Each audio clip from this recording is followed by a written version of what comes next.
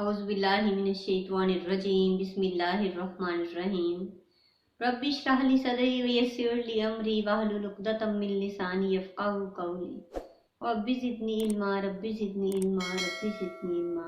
अस्सलाम वालेकुम व्यूअर्स, कैसे हैं आप? उम्मीद है कि आप ईमान और सेहत की अच्छी हालतों में होंगे। मैं मिसेस मुनस्सा अपने चैनल में आपको वेलकम कहती हूँ। आज इस टॉपिक में हम बात करने जा रहे हैं, वो टॉपिक है नमाज।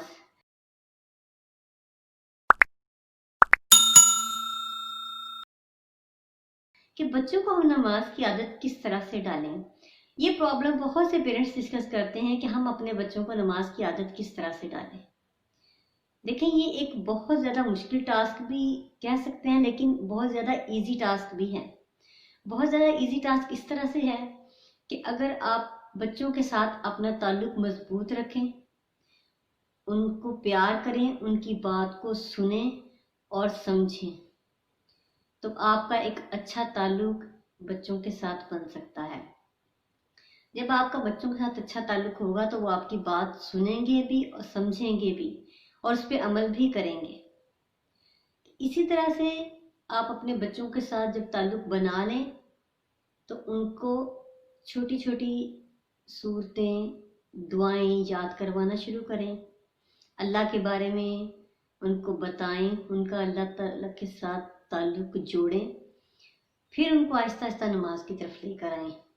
और दूसरी बात यह कि जब बचपन से ही आप बच्चों को नमाज की आदत डालेंगे तो वो बड़े होकर नमाज ज़रूर अदा करेंगे। जब आप नमाज पढ़ने के लिए खड़े होते हैं तो आप देखते हैं ना, छोटे बच्चे आपके पाँव के साथ लिपट रहे होते हैं कि आप हमें भी साथ खड़ा करें या हमें उठा लें। तो उस वक़्त से ही आप अपने बच्चों को साथ खड़ा करें, उन्हें आदत डालें, तो आप देखना इंशाअल्लाह जैसे जैसे आप बड़े होंगे जैसे जैसे आपके बच्चे बड़े होंगे आप उनको दुआएं सिखाएं, उनको छोटी छोटी दुआओं से स्टार्ट करें। ऐसे करते करते आप उनको नमाज सिखाएं, कुरान सिखाएं, मुख्तलिफ सूरतें हिफ्ज़ करवाएं। तो इस तरह जब जो माहौल उन्हें आप देंगी उसमें जब वो बड़े होंगे तो वो ज़रूर नमाज के आदी बनेंगे। और उसमें सबसे बड़ी ये बात कि उनका अल्लाह के साथ ताल्लुक़ मजबूत करें। और अगर आपके बच्चे बहुत बड़े हो चुके हैं और वो नमाज अभी भी अदा नहीं करते तो तब भी आपके लिए यही इफेक्टिव होगा कि आप पहले बच्चों के साथ अपना ताल्लुक मजबूत करें, फिर उनका ताल्लुक अल्लाह ताला के साथ मजबूत करें, उनकी प्रॉब्लम्स को समझें। वो स्कूल से आते हैं, उनकी बात को सुने। हम क्या करते हैं, हम कहते हैं बस आए हैं घर, जल्दी से यूनिफॉर्म चेंज करें, रेस्ट करना है तो करें, अपना खेलें और बस काम करें स्कूल का बैठ के। बच्चे बार बार कहते हैं मम्मा आज स्कूल में ऐसे हुआ था, हम बार बार उन्हें चुप करवा देते हैं। हम कहते हैं नहीं, पहले अपना काम करो फिर आपकी बात सुनूंगी। जब हम डेली बेसिस पे ऐसे कर रहे होते हैं, आखिर एक वक्त ऐसा आता है कि बच्चे हमसे शेयरिंग करना छोड़ देते हैं। फिर वो अपने फ्रेंड्स के साथ अपनी प्रॉब्लम्स डिस्कस करते हैं, फिर वो उनका जो भी सलूशन निकालें वो उस पर ही अमल करते हैं, फिर वो हमें बताना पसंद नहीं करते।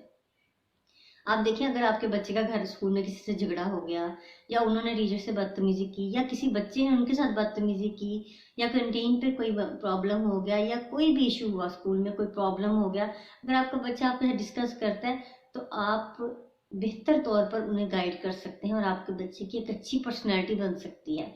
आप देखिए, आप अगर जिस बच्चे को तालीम दे रहे हैं, आप बच्चे को दुआएं सिखा रहे हैं, आप उसको स्कूल का होमवर्क करवा रहे हैं या इधर उधर की और चीज़ें सिखा रहे हैं, लेकिन उनकी तरबियत नहीं कर रहे तो कभी भी उसमें अमल नहीं आएगा।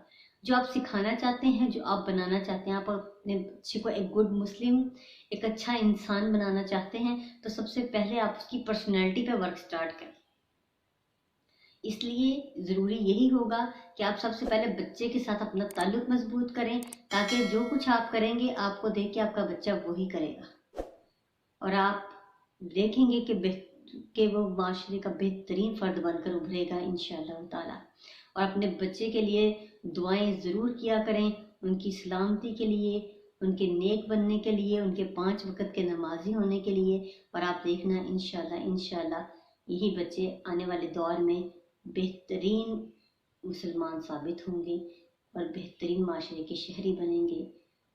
इसके साथ इजाज़त चाहूँगी।